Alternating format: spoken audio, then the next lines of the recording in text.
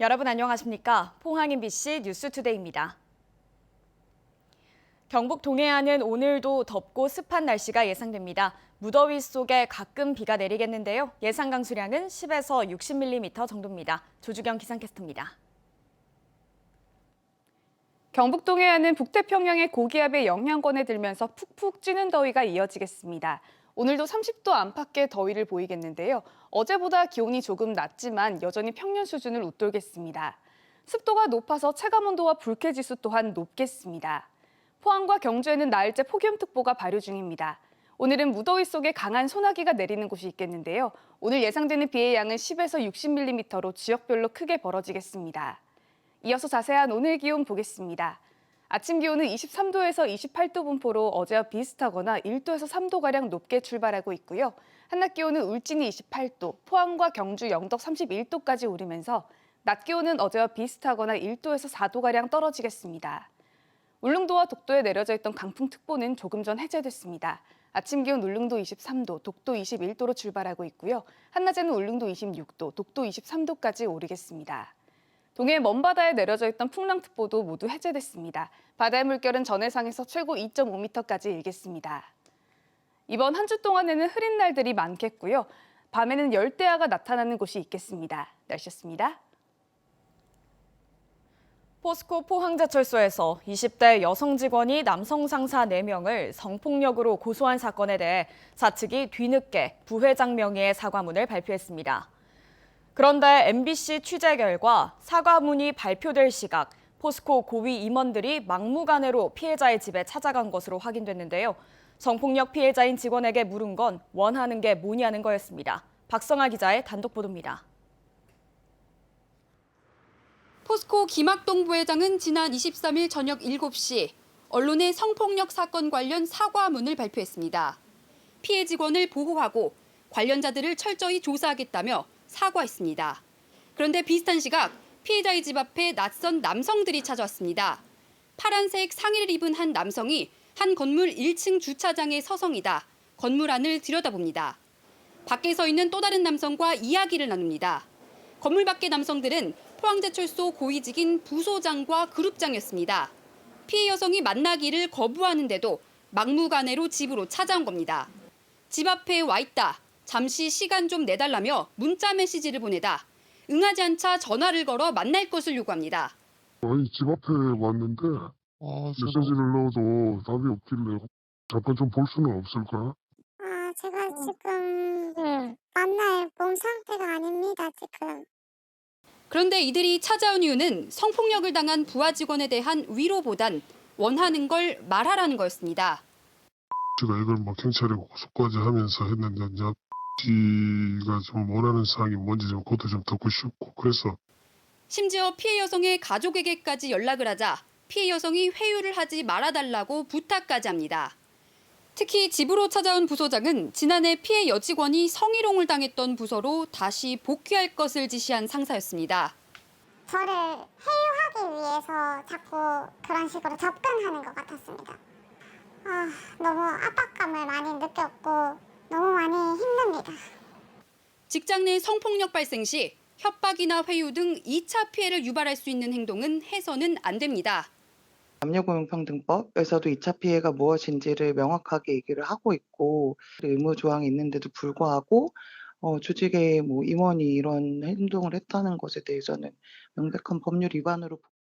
포스코 측은 포스코 임원들이 일방적으로 피해 여직원의 집에 찾아간 이유에 대해 개인적으로 사과하기 위해서라고 해명했습니다. MBC 뉴스 박성아입니다.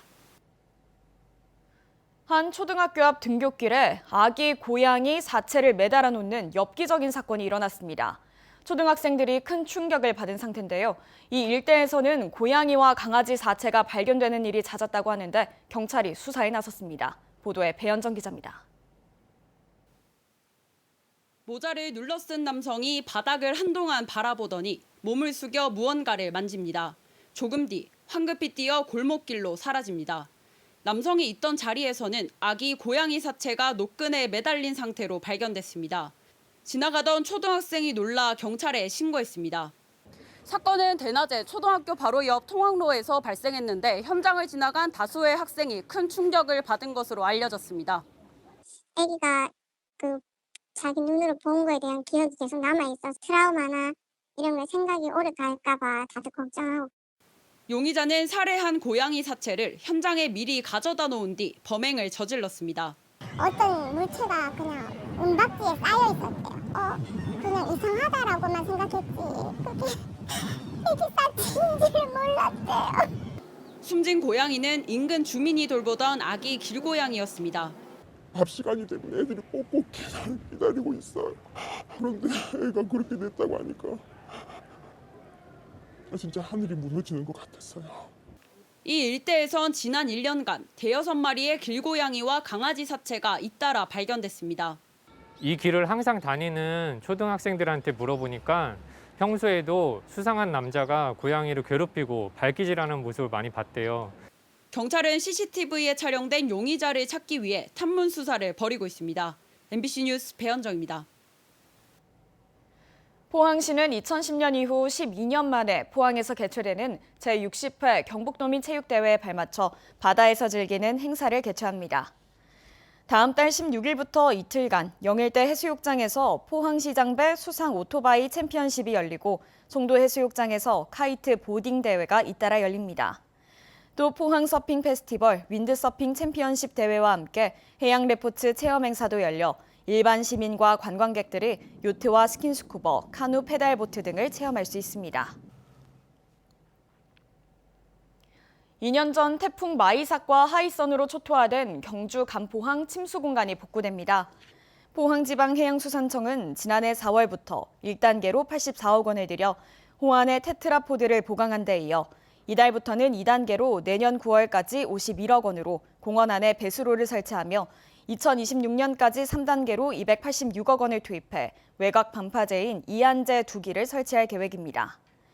간포항 침수공간은 조성 당시 배수로를 좁게 만들어 태풍으로 들이닥친 바닷물을 간포 시가지로 퍼올리는 양수기 역할을 해 인근 상가와 주택이 침수돼 피해를 키웠다는 지적을 받았습니다. 울산 시민들은 지난해 경주를 가장 많이 방문했고 방문객 증가율은 울릉도가 가장 높은 것으로 나타나 울산 관광객 유치를 위한 맞춤형 전략이 필요해 보입니다. 울산연구원이 지난해 울산 거주 시민들의 휴대전화 단말기 위치를 기준으로 분석한 결과 주말 방문 도시로 경주가 가장 많은 6만 3천여 명으로 부산 기장이나 해운대보다 3배 이상 높았습니다. 또 전년도 대비 휴일 하루 평균 관외 유동인구 증가율은 울릉군이 34.8%로 가장 높았습니다. 문, 이과 구분을 없앤 통합형 수능의 문제점 여러 차례 짚어드렸는데요. 대학 입시 위주의 교육이 바뀌지 않는 이상 통합교육이 성공하기는 힘들다는 지적이 지속적으로 제기되고 있습니다.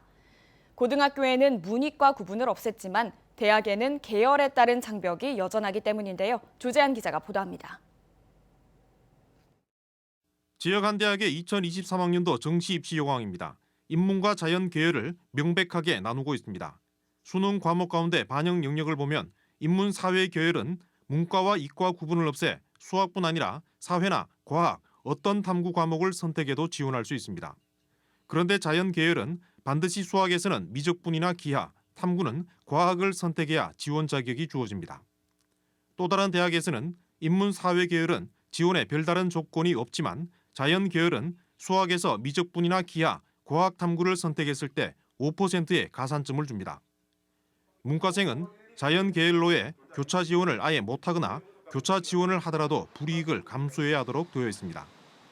통합형 수능이라고 하지만 상당수 대학이 이과생에게 유리한 입시 전형을 운영하고 있습니다. 공통 과목이 하면 똑같이 다 해가고 배출하면은 아들 나가는 길 하면 돼. 거의 이미 문과 이과를 갈라놨단 말이야. 사실은 말은 공통이고 융합이고 하면서 아직까지는 완전히 융합이라고는 할 수 없고.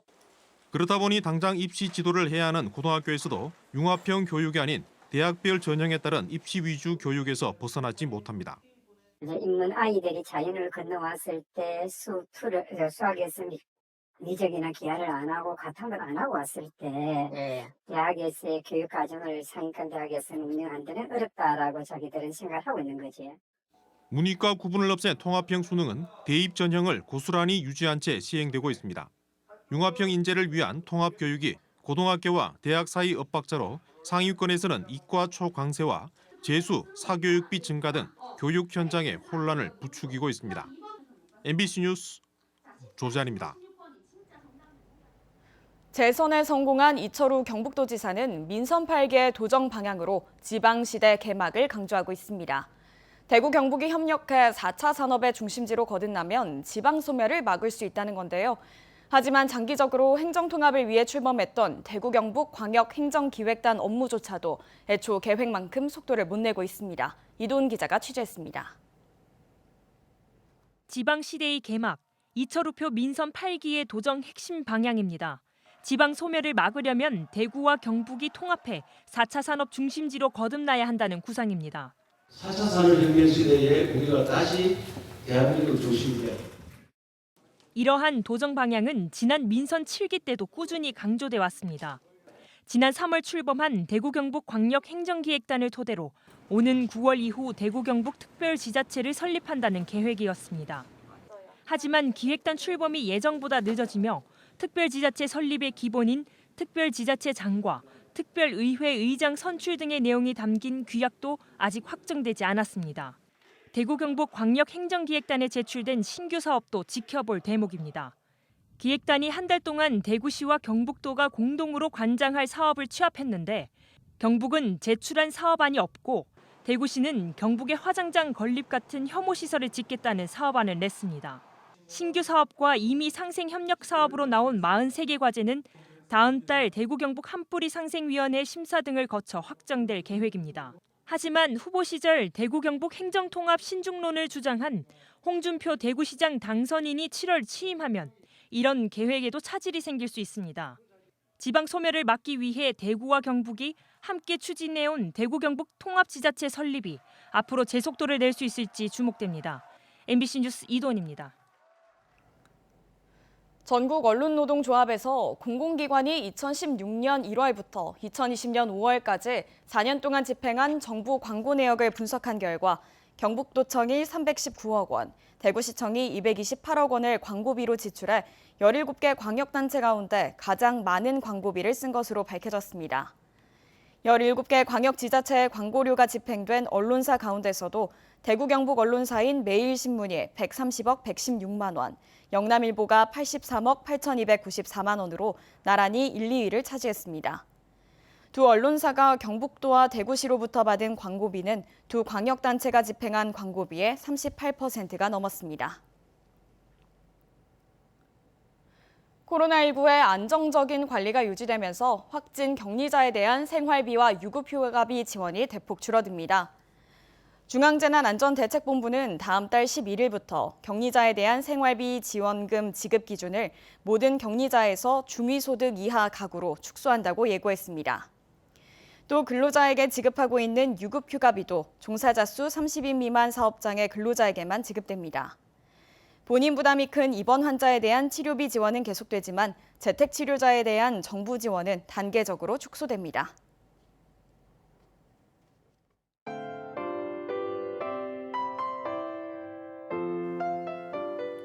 경북 동해안은 북태평양의 고기압의 영향권에 들면서 푹푹 찌는 더위가 이어지겠습니다. 오늘도 30도 안팎의 더위를 보이겠는데요. 어제보다 기온이 조금 낮지만 여전히 평년 수준을 웃돌겠습니다. 습도가 높아서 체감온도와 불쾌지수 또한 높겠습니다. 포항과 경주에는 나흘째 폭염특보가 발효 중입니다. 오늘은 무더위 속에 강한 소나기가 내리는 곳이 있겠는데요. 오늘 예상되는 비의 양은 10에서 60mm로 지역별로 크게 벌어지겠습니다.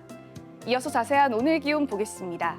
아침 기온은 23도에서 28도 분포로 어제와 비슷하거나 1도에서 3도가량 높게 출발하고 있고요. 한낮 기온은 울진이 28도, 포항과 경주, 영덕 31도까지 오르면서 낮 기온은 어제와 비슷하거나 1도에서 4도가량 떨어지겠습니다. 울릉도와 독도에 내려져 있던 강풍특보는 조금 전 해제됐습니다. 아침 기온 울릉도 23도, 독도 21도로 출발하고 있고요. 한낮에는 울릉도 26도, 독도 23도까지 오르겠습니다. 동해 먼바다에 내려져 있던 풍랑특보도 모두 해제됐습니다. 바다의 물결은 전해상에서 최고 2.5m까지 일겠습니다.